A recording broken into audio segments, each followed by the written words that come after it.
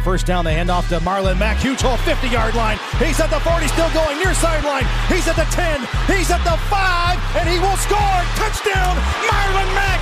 Touchdown, I-N-D-Y.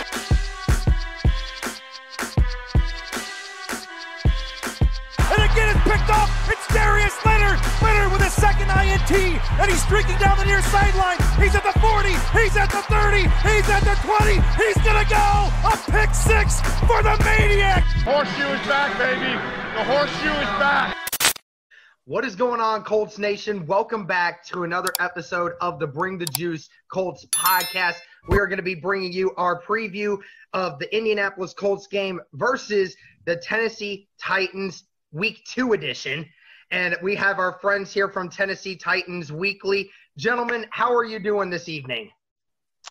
Doing pretty good, pretty good. We glad to be back. I know we did a show earlier, and I think it was the summertime when we did you guys' podcast. So it's glad to be back playing you guys again with in a 2-week span. So this is going to be an exciting game, and this game is going to be actually for the division, actually. So this is going to be interesting.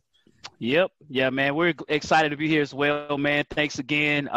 You guys are great. Love your podcast as well, too. Can't wait to play. The Titans have been, ready to get this revenge game going. A lot of mistakes we've made. Now we can try to correct those things. I say as well, too, for those who have never watched our podcast, you can check our podcast here on YouTube at Tennessee Titans Weekly. As well, you can subscribe to us on Instagram at Tennessee Titans Weekly, and as well on Twitter at Titans Weekly 24/7. So, man, Derek, glad to be here, sir. Love it. Appreciate that. And guys, for anyone that hasn't seen their podcast, please check it out. When we did it with the first time with these guys, they were just under 1,000 subs the first time, at 1,300 now a few months later. So that's pretty good. They growing every day. I love to see it. Even though we don't wish Titans podcast too much luck around here, but hey, you know what? It's all love, man. But you guys are right. You guys are right. This is the revenge tour here for Tennessee. You're right. This game goes for the division leader, because whoever wins this game is pretty much going to be the decider, unless the Colts win out when it comes to Houston and Jacksonville. And I'm not sure I'm confident with that. But if the Colts do win this one, then the division's pretty much decided at that point when it comes to the tiebreaker. But, guys, let me take you back to the first matchup. I know you guys probably don't want to talk about that too much, so I won't keep you on it too much. But, I mean, both of these teams coming into Thursday Night Football, prime time, the first one for Colts. And the Colts were feeling it a little bit more, I think, because – everyone was picking the Titans. At that moment in time, I agreed because, the Titans looked like the more overall well-rounded team.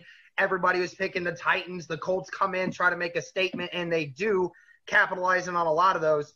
But what stands out to you guys from that first matchup, and what needs to be one of the things that needs to be most fixed coming into this matchup? Well, we lost primarily, and I think Colts fans should understand. I'm sure if they want to be realistic, they'll see this. We lost because of special teams, ladies and gentlemen. Now, again, Nyheim Hines did have a hell of a game for the Colts. We recognize that. Even the receiver, Michael Bennett, he had a heck of a game too, right? Michael Pittman. He had a heck of a game as well too. The rookie, he did over 100 yards. His first 100-yard game that he had a great game. I get that. That's fine. But we lost because of special teams. Our punter, for those who don't know, we had just signed him 3 days prior.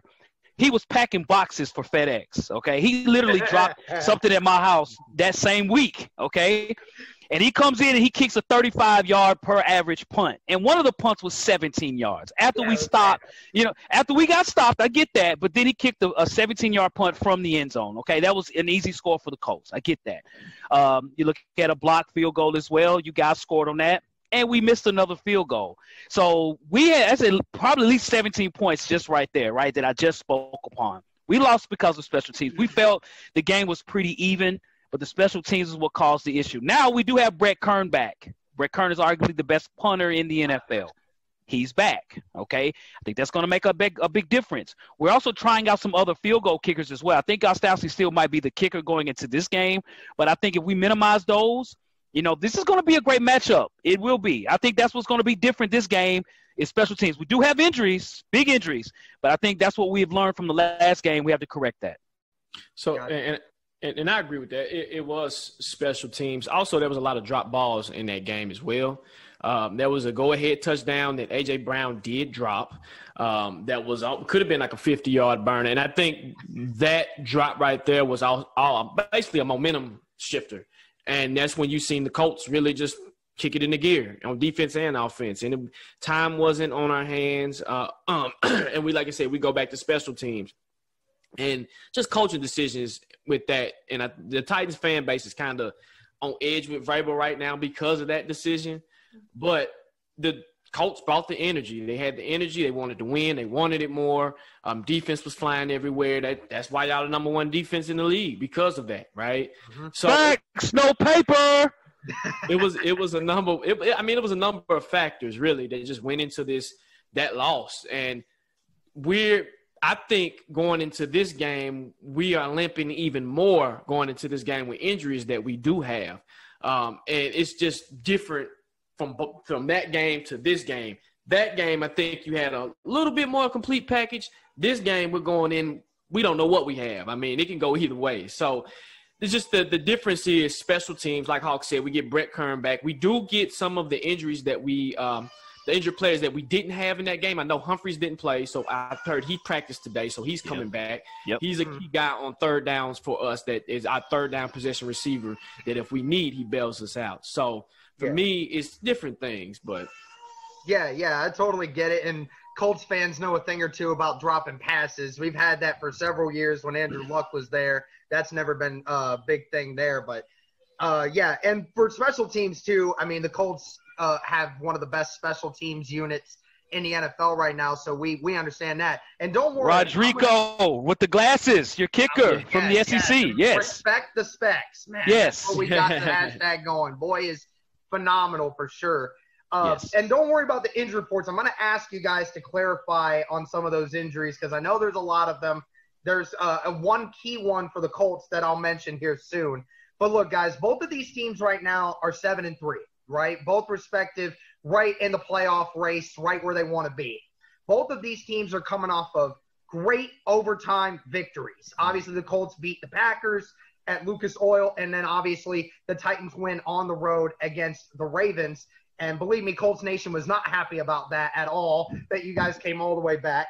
But, I mean, how confident are you? Because you mentioned, Jock, how the Titans fan base is a little on edge with Vrabel about some of the things he's done this season. How confident are you in Vrabel to get this team ready for this specific matchup? If I have to put a percentage or a number on it, I would say at least a 6. And that's Gardner, the coaching decisions. Now, I know some things you look at people in practice, right? The Trevor Daniel decision really didn't sit right and sit well with me or Hawk when he made that decision in that call, because you had a punter that was literally booting 50-yard punts the game prior when we played Chicago. So you make a coaching decision like that, it makes no sense, right? So for me going into this game, Vrabel, he's been phenomenal. Don't get me wrong. Vrabel has coached very well throughout his time here in Tennessee. But it's also, and Hawk has always said this, he coaches like a player. He's very emotional. We know that. He gets he gets the guys ready. We've seen it with the C-19 issue when the Titans scared the league, right?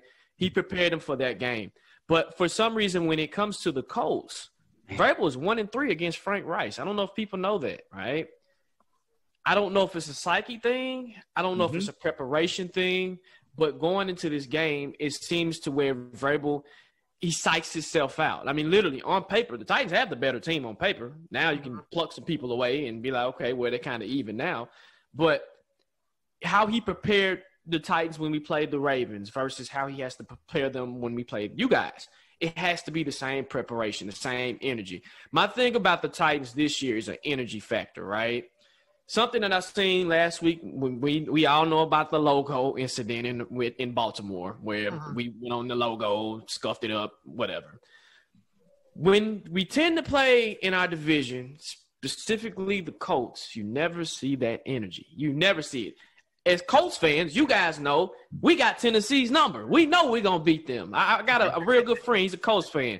He says it all the time. He says, man, on paper, y'all should whoop us.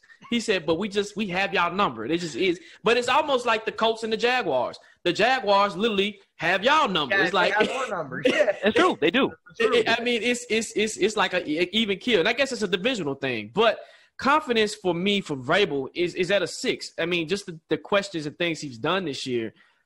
I have minimal confidence that he can come in here and get these guys ready. I hope he gets them ready.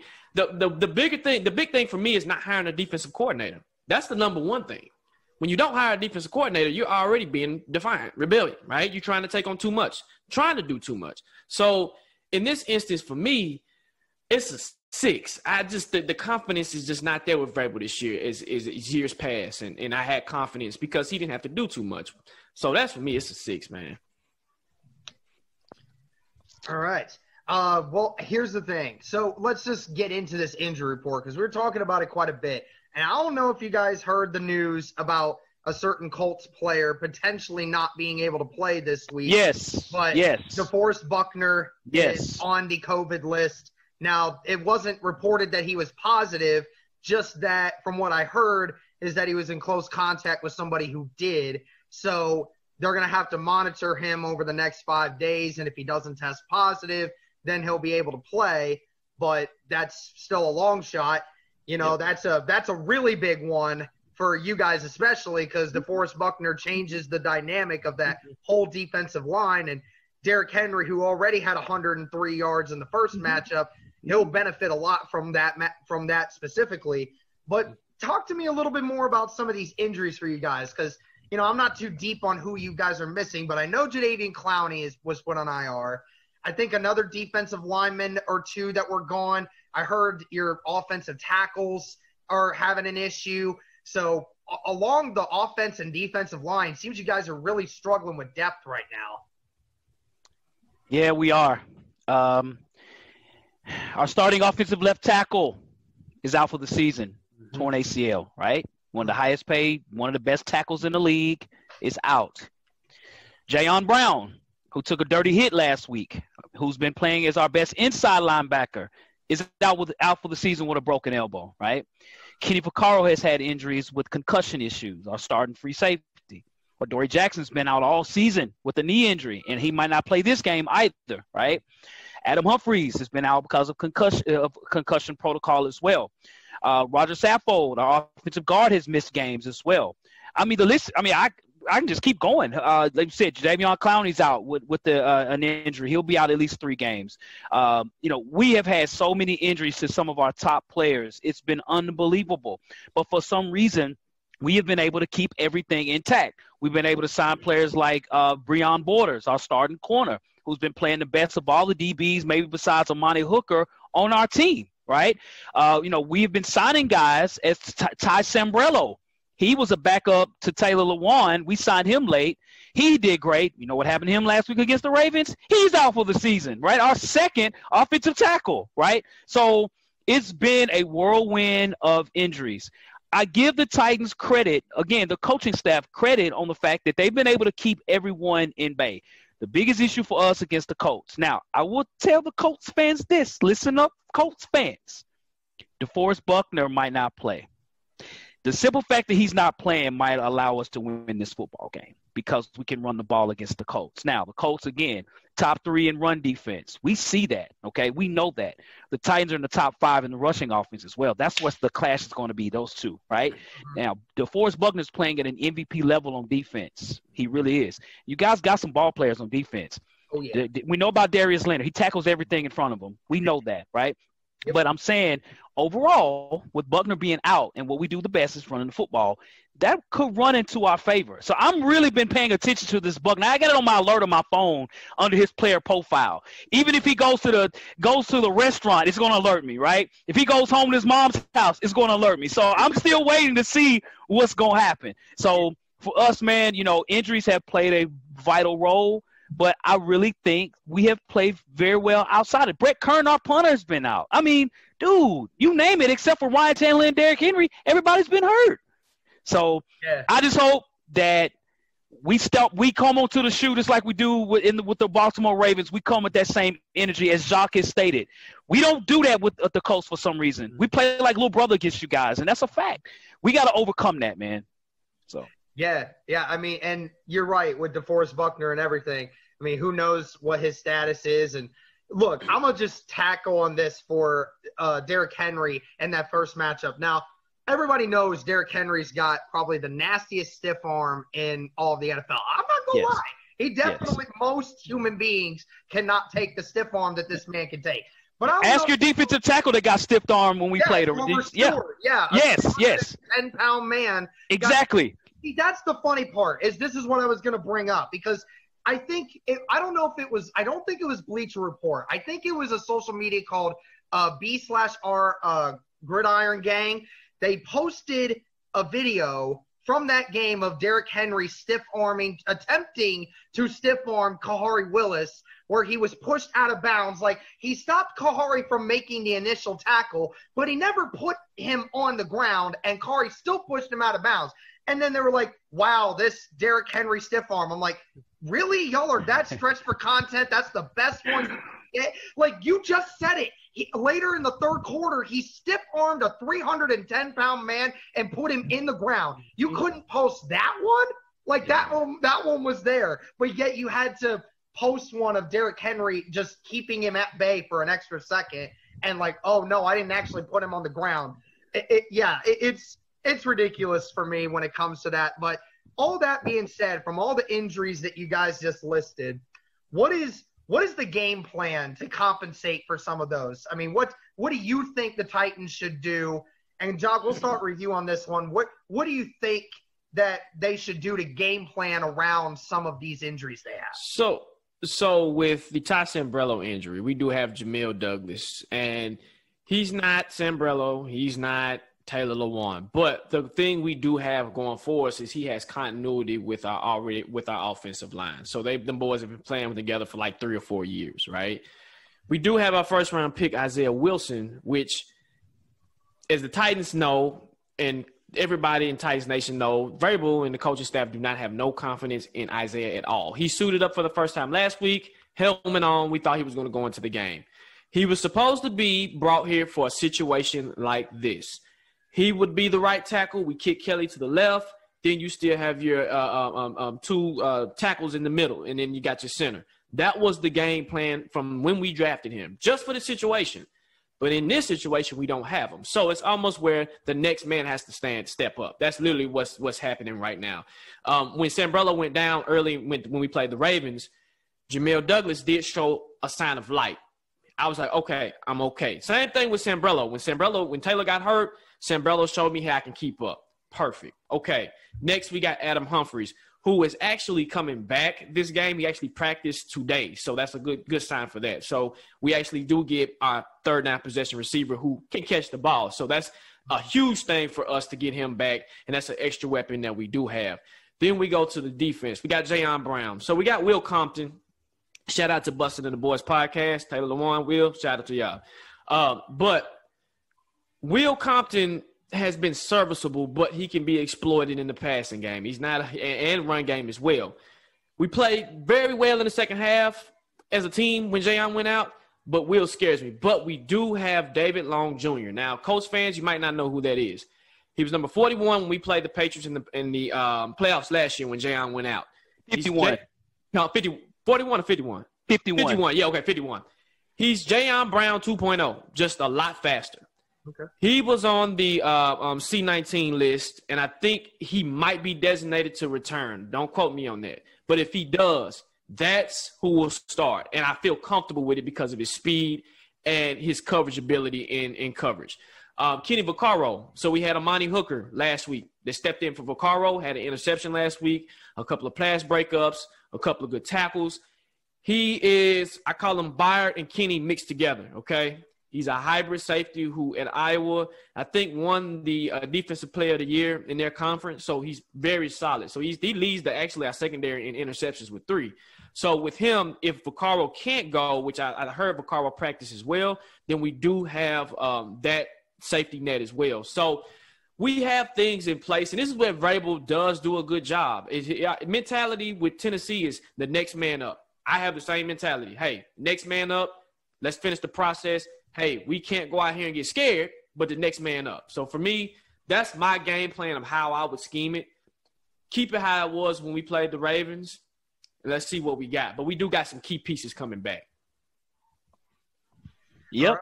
Yeah, go ahead. Sorry, I didn't cut you off there. No worries. So, looking at the Tennessee Titans against the Colts, there are things that can take place. And while Jacques was talking, I ended up getting an alert. Uh-oh.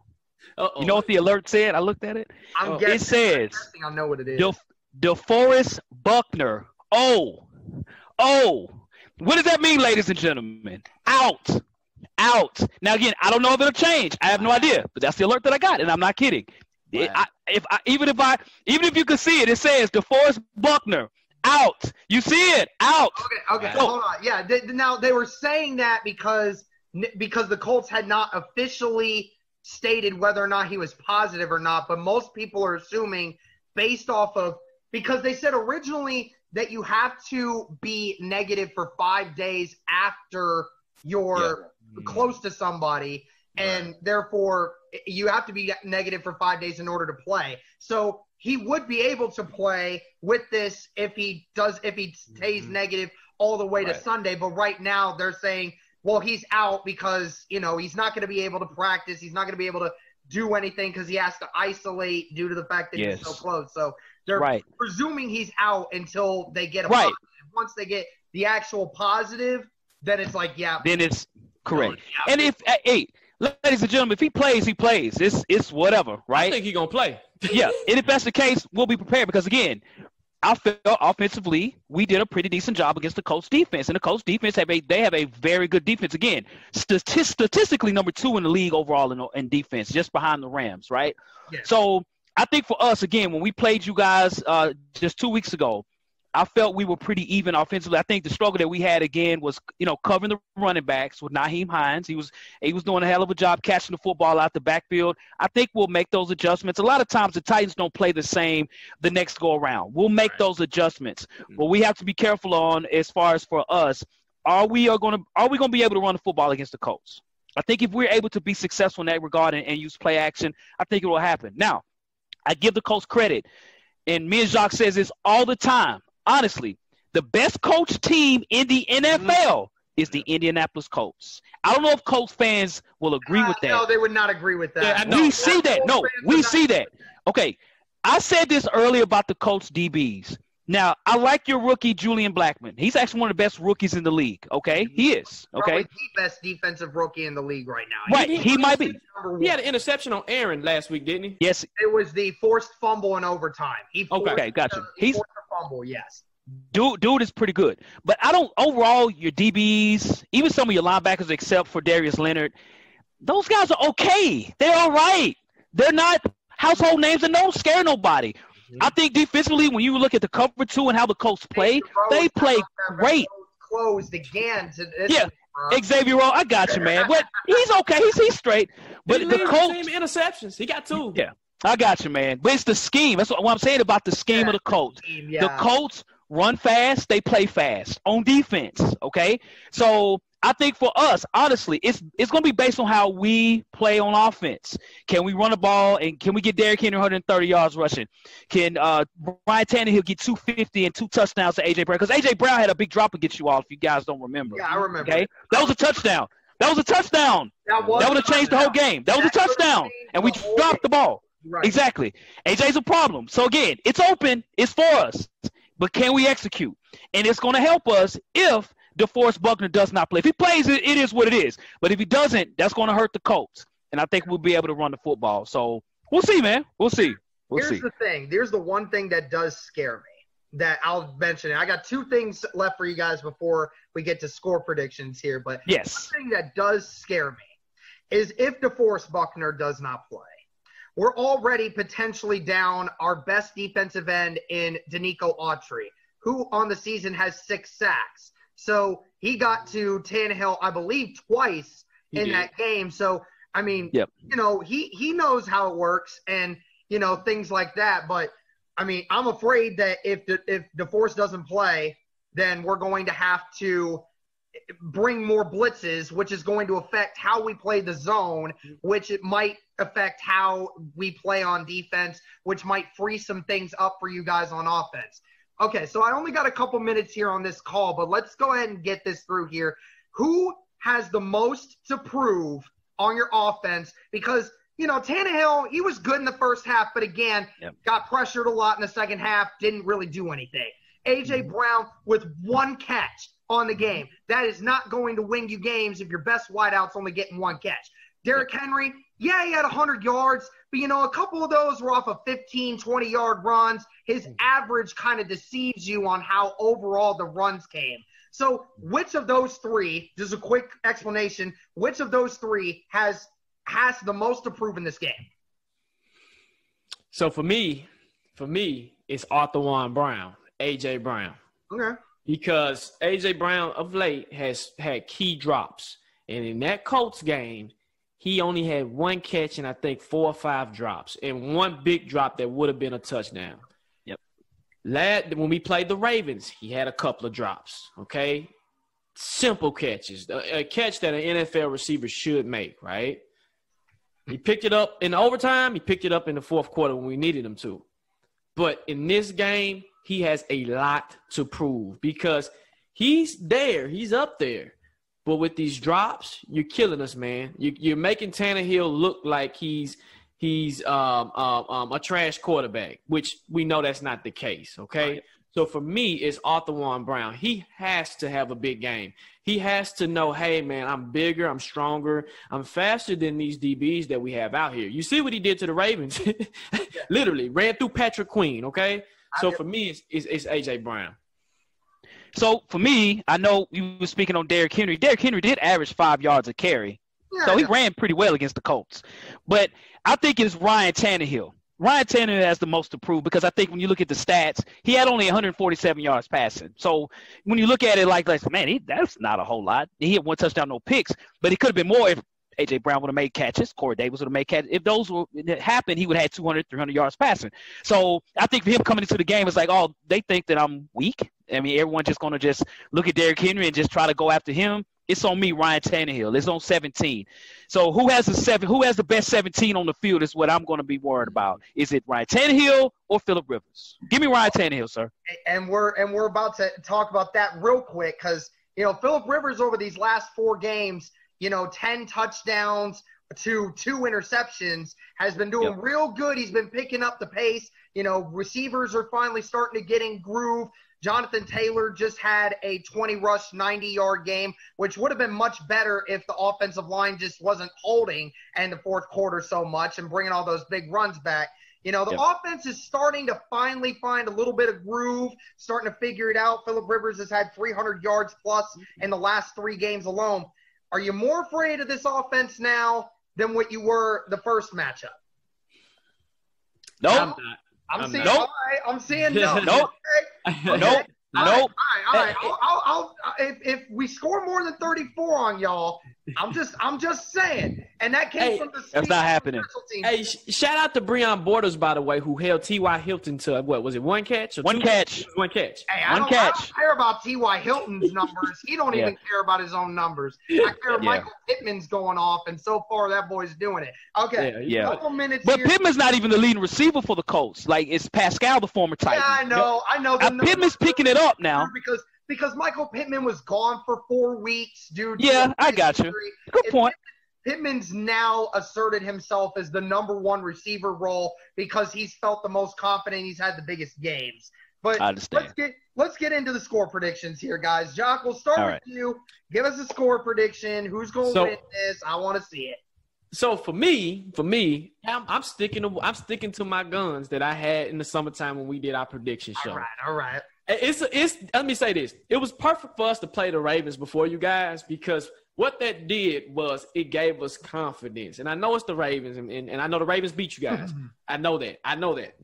But I feel like with this game, I think Vrabel doesn't make the same mistake twice, okay? We seen he made that mistake the first time. That second time, he's not going to let y'all get away with it, even without a defensive coordinator. So I think, in my opinion, in my score prediction, I have us actually beating you guys in overtime because I think this game is going to be tight. This is going to be a tight game. I have us beating you guys in overtime 34-30. Okay? Okay.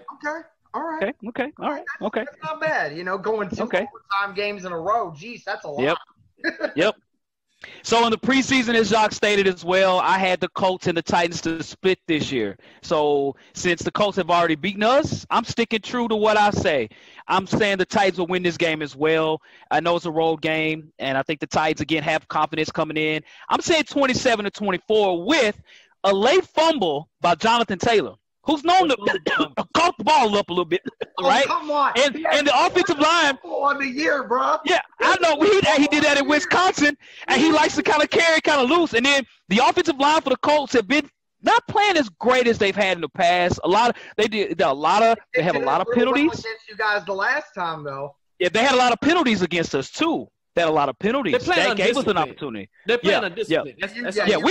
We know the Colts' offensive line are beasts. Quentin Nelson's a beast. We know that. Oh, yeah. But yeah, I think we got them by a few points. 27-24, Tennessee. Tighten up, baby. Okay. Grab the shoe. Hey, look.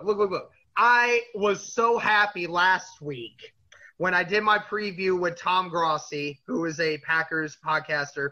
I predicted 34-31.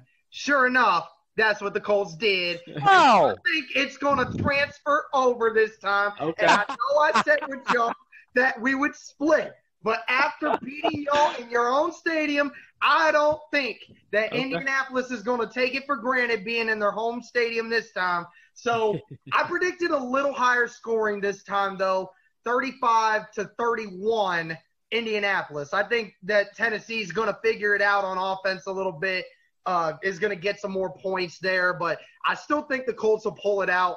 It'll be a tight game, and it's going to be a good one, though. But, hey, listen, I want to thank you guys so much for coming on, man. It was a lot of fun. Thank you as well.